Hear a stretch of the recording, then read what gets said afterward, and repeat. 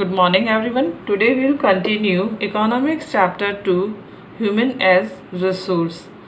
Today we will talk about economic activity performed by men and women like Vilas and Sakal.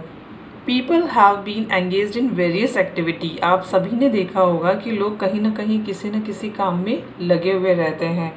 The various activities have been classified into three main sector. इन कामों को तीन main parts में divide किया हुआ है. Primary sector, secondary sector and tertiary sector. Here we try to understand by this figure 2.3. Based on the picture, can you classify these type of activity? Yes, we can classify.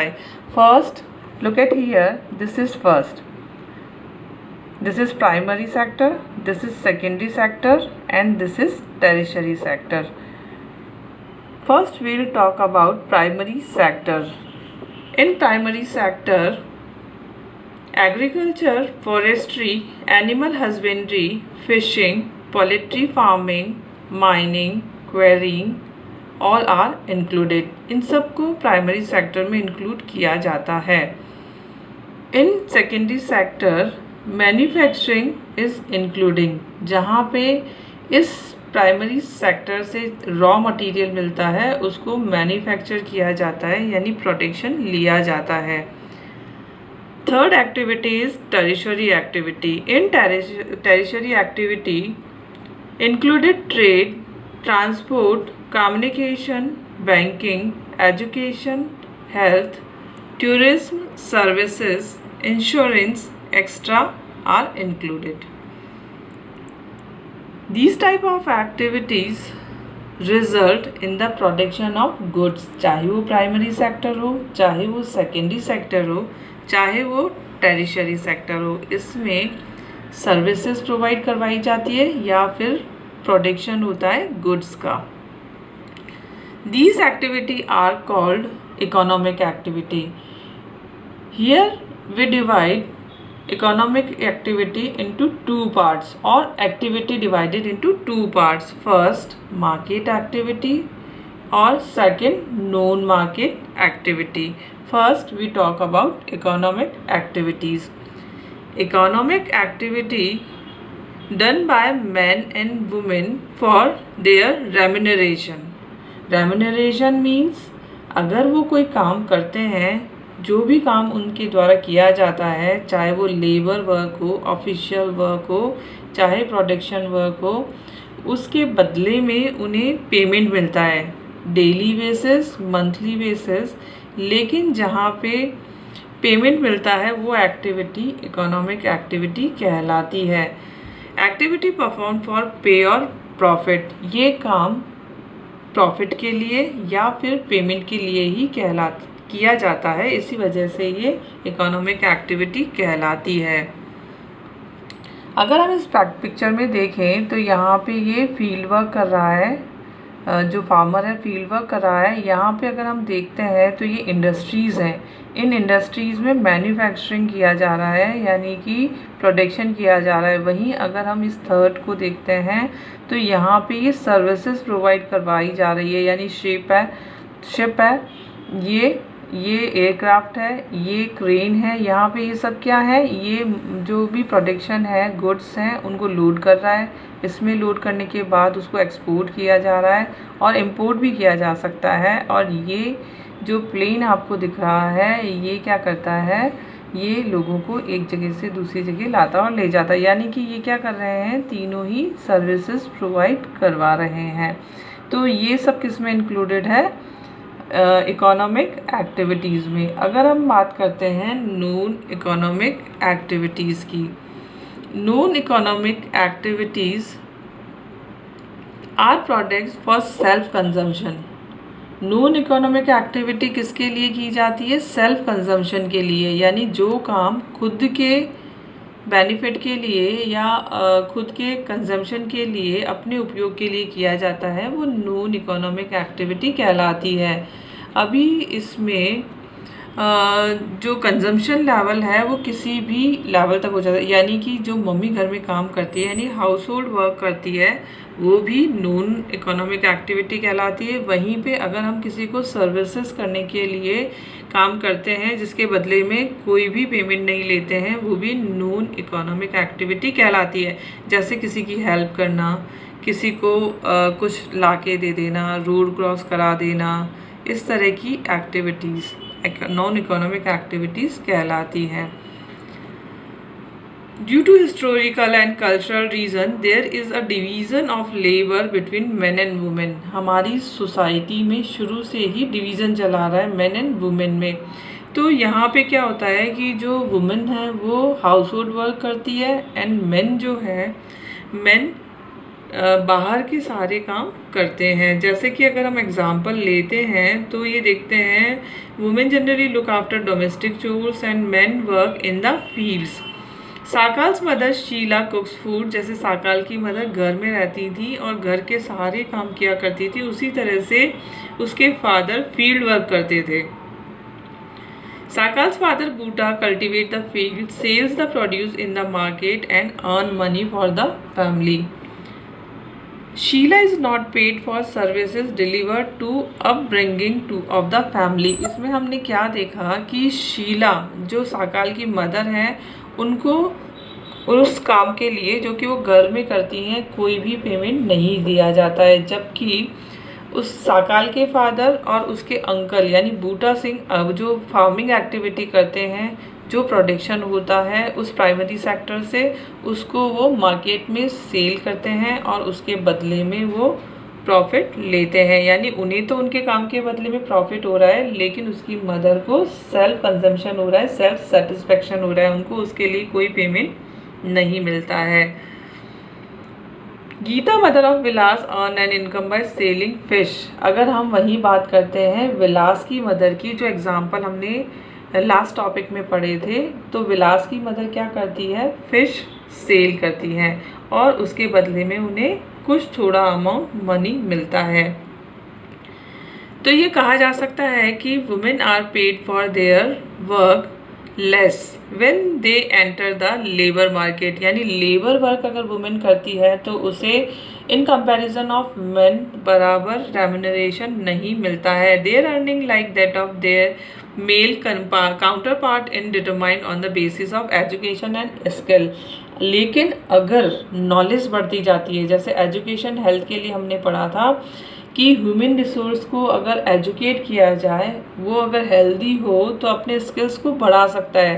तो जिस तरह से women को labour में less payment मिलता है, अगर वो एजुकेट हो जाए, अपने स्किल को बढ़ा ले, जैसे डॉक्टर बन जाए, इंजीनियर बन जाए, टीचर बन जाए, तो वो क्या कर सकती है, वो भी उतना ही पेमेंट ले सकती है जितना कि एक मेन को दिया जाता है।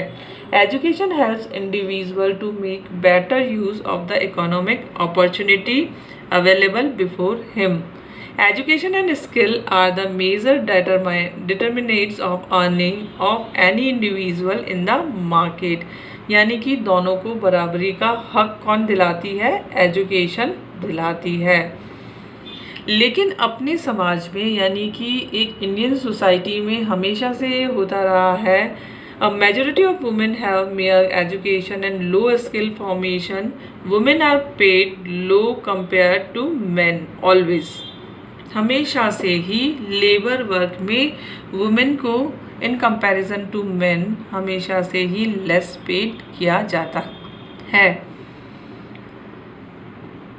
Employment in this sector is characterized by irregular and low income.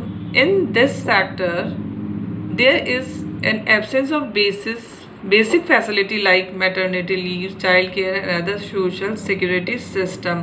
यानी क्या होता है कि जो फिज़िकल वर्क होता है वो लेबर वर्क मेन करता है, उसके बदले में उसे अच्छा पेमेंट मिलता है। वहीं पे जो वुमेन है उसको उसके काम के लिए लेस पेड किया जाता है, साथ ही साथ उनके बच्चों की प्रॉब्लम और जो मैटरनिटी लीव उन्हें मिलनी चाहिए वो भी उन्हें नहीं दी जा सकती है।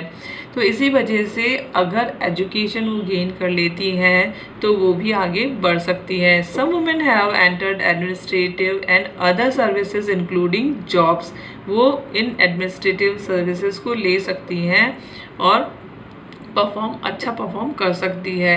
That need high levels of scientific and technological competence, यानी कि इन कॉम्पिटिशन्स को लेने के लिए, आगे बढ़ने के लिए, अच्छी जॉब्स को लेने के लिए जो डिस्क्रिमिनेशन मेन वुमेन में है उसे ख़त्म करके अगर गर्ल्स को भी बॉयज़ की तरह, यानी कि जो बच्चे हैं उसमें अगर डिफरेंस न किया जाए और दोनों को ही बराबर पढ़ाया जाए तो आगे बढ़ने के बाद बेटर एजुकेशन एंड स्किल यानी ट्रेनिंग से वो अच्छे लेवल तक अर्निंग कर सकती है।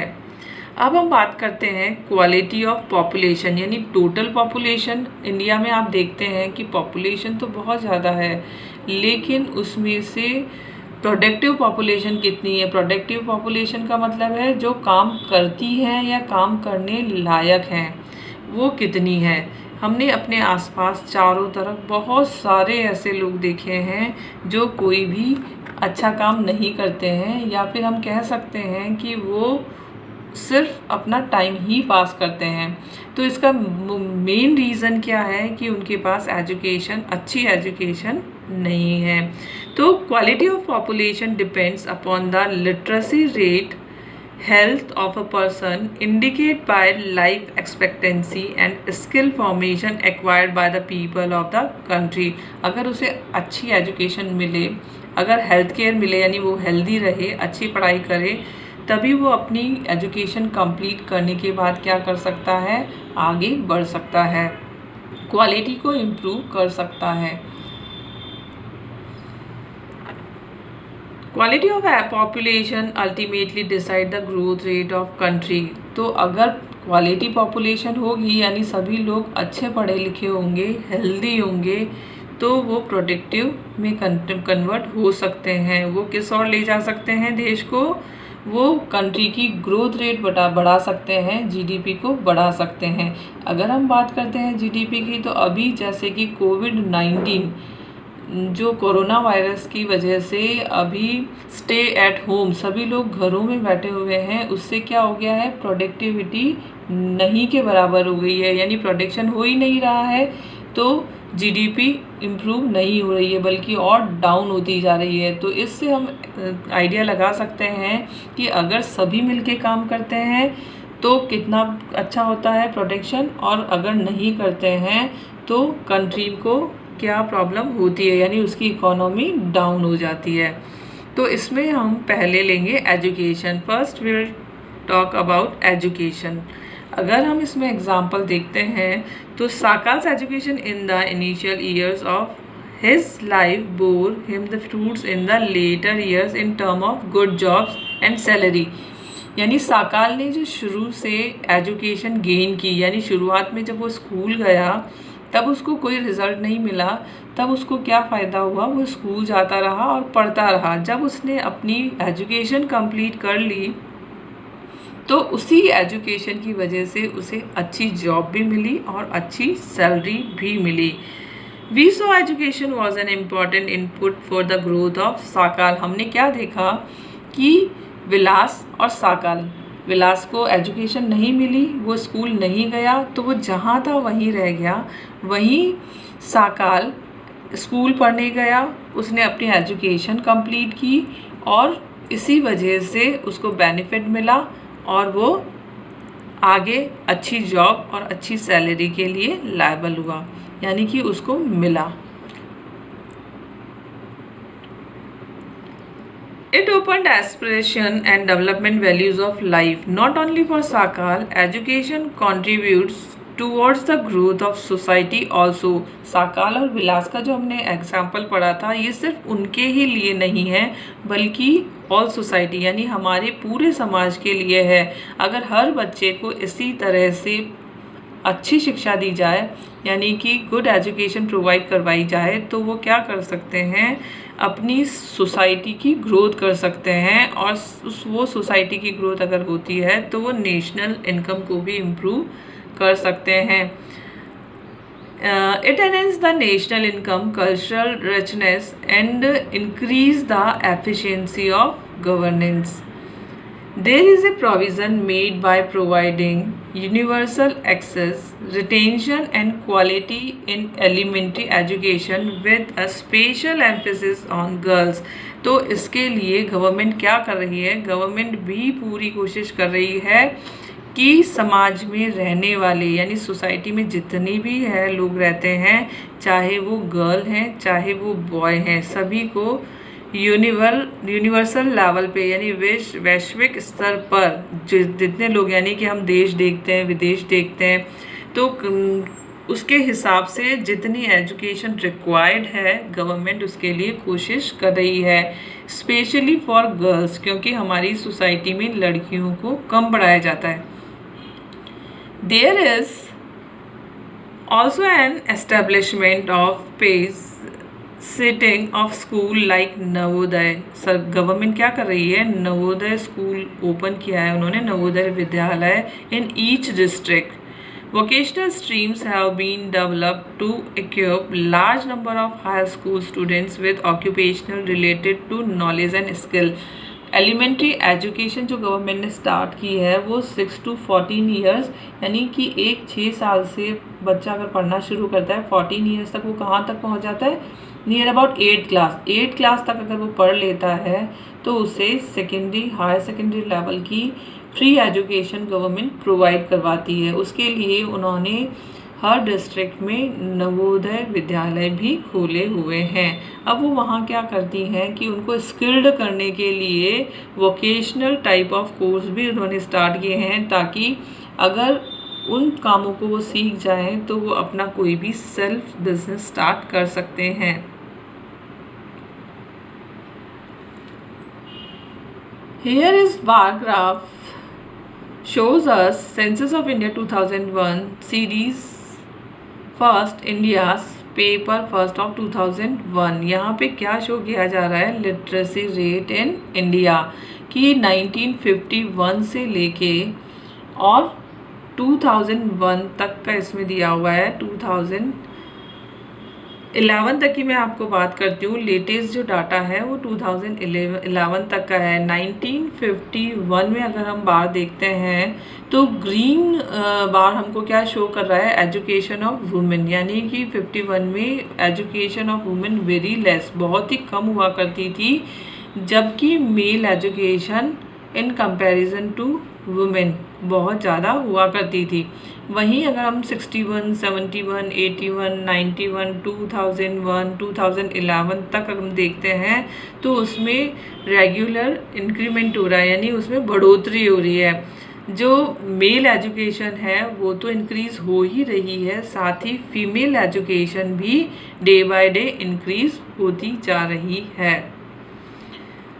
2011 तक female education 60% in comparison of main, यानी बॉय जो मेल है उसके बराबर लगभग बराबर हो चुकी थी, यानी ज़्यादातर लड़कियां अब पढ़ने लगी थी।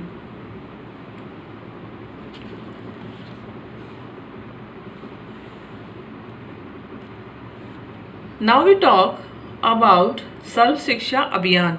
सर्व शिक्षा अभियान is a significant step towards providing elementary education to all children in the age group of 16 to 14 years by 2010. It is a time-bounded initiative of central government, क्योंकि जो लास्ट डिकेड्स थे, पिछले जो दशक थे, उसमें गवर्नमेंट ने देखा इतना इम्प्रूवमेंट नहीं हो रहा है, बच्चे नहीं पढ़ रहे हैं, तो उन्होंने इस तरह की कंपलसरी एजुकेशन को स्टार्ट किया। कंपलसरी एजुकेशन को स्टार्ट करने का एक मेन रीज़न था ग्रोथ ऑफ कंट्री, ताकि देश का विकास हो सके। ये डिसाइड सेंट्रल गवर्नमेंट ने किया in partnership with the state government, यानी हर स्टेट सेंट्रल गवर्नमेंट के साथ मिलके एलिमेंट्री एजुकेशन को शुरू करे। With the state, the local government and the community for achieving the goals of universalization of elementary education. ताकि समाज के साथ मिलके इस काम को अच्छी तरह से आगे बढ़ाया जा सके। तो इसके लिए उन्होंने क्या शुरू किया, along with its bridge course and back to school campus have been initiated by increase and the enrollment in elementary education। उसमें समाज के लोगों का फैमिलीज़ को कॉपरेशन करने के लिए इसलिए कहा गया ताकि वो अपने अपने बच्चों को इस सर्व शिक्षा अभियान के लिए तैयार कर सके, उसमें एनरोलमेंट करवा सके। Midday meal scheme has been implemented to encourage attendance and retention of children and improve their nutritional status। इसके लिए गवर्नमेंट ने बहुत डिफरेंट पॉलिसीज़ उस पर शुरू किया, जिसमें एक मिड डे मील उन्होंने मेन रखा, यानी बहुत सारे जो नियर बाय ट्राइबल एरियाज़ हैं, विलेज एरिया हैं, बच्चे भूखे रहते हैं, आते नहीं हैं, काम पे चले जाते हैं, उनको बुलाने के लिए गवर्नमेंट ने मिड डे मील स्कीम को स्टार्ट किया ताकि बच्चे वहाँ आने के बाद खाना भी खा सकें और अच्छी पढ़ाई भी कर सकें। The plan also focus on distance education, convergence of formal, non-formal, distance IT education institutions। Government ने इसके साथ ही साथ जो हायर सेकेंडरी लेवल है, सीनियर सेकेंडरी लेवल है, वहाँ के लिए उन्होंने कुछ हायर एजुकेशन के लिए फोकस किया। वो बच्चे जो बहुत दूर दूर रहते हैं, रिमोट एरियाज़ में रहते हैं, उनके लिए उन्होंने डिस्टेंस एजुकेशन स्टार्ट किया ताकि वो दूर बैठ के भी वीडियो कॉन्फ्रेंसिंग के थ्रू या डिस्टेंस एजुकेशन यानी उनको बुक्स वगैरह अवेलेबल करवाई जाती है, वो पढ़ सकें। नॉन फॉर्मल, फॉर्मल और non formal distance and IT education. इसके अलावा इंफॉर्मेशन टेक्नोलॉजी भी गवर्नमेंट ने हर स्कूल में स्टार्ट कर दिया ताकि बच्चे इंफॉर्मेशन टेक्नोलॉजी मॉडर्नाइजेशन होने की वजह से अभी बच्चे उसके टच में पूरी तरह से नहीं आ पाए थे। तो इस तरह से शुरू करने की वजह से गवर्नमेंट ने उनको IT एजुकेशन देने का प्रावधान भी रखा, जिसका सबसे बड़ा फ़ायदा अभी जबकि कोरोना में स्टे एट होम है, ऑनलाइन एजुकेशन हर एक कोने में बैठा हुआ बच्चा उसको गेन कर रहा है। There has been a significant growth in the number of universities and institution of higher learning in specialized area। साथ ही साथ स्कूल के साथ ही गवर्नमेंट ने नंबर ऑफ एजुकेशन सेंटर्स जिसमें कॉलेजेस हैं और यूनिवर्सिटीज़ हैं उनको भी उन्होंने ओपन किया ताकि ज़्यादा से ज़्यादा दूर दराज तक बैठे हुए बच्चे स्कूल जा सकें और स्कूल के बाद कॉलेज और यूनिवर्सिटीज़ जा सकें। अगर हम बात करते हैं 1950-51 में 24,000 स्कूल कॉलेजेस यूनिवर्सिटीज़ थे। वहीं पे अगर हम 15-16 की बात करते हैं तो 14,38,000 school college and universities government ने इस्टेब्लिश कर दिए थे। तो ये था education level of India. Government ने इसके लिए इनिशियली रिस्पॉन्सिबिलिटी ली और स्टार्ट किया। अब हम बात करते हैं health. The health of a person helps him to realise his her potential and the ability of fight illness. जो हेल्थ है वो क्या करती है, एक व्यक्ति को उसकी कार्य करने की क्षमता के बारे में बताती है कि वो कितना एबल है, कितना काम वो कर सकेगा।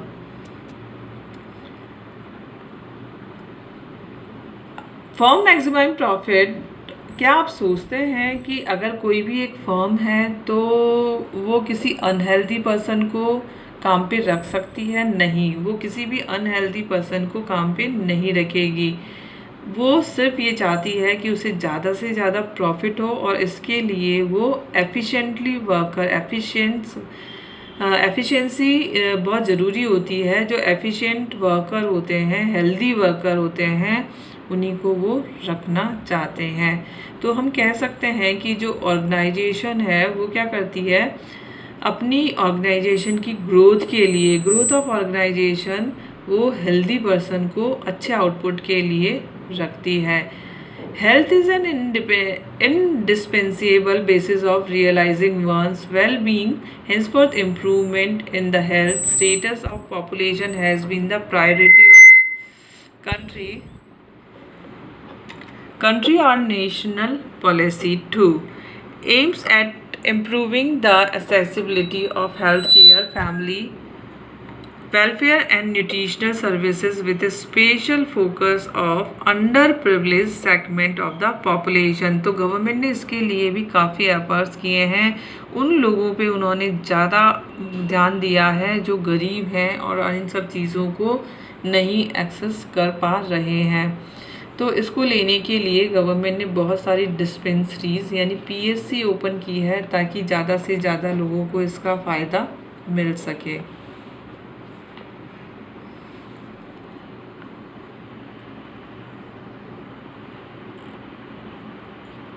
That's all for today. Thank you.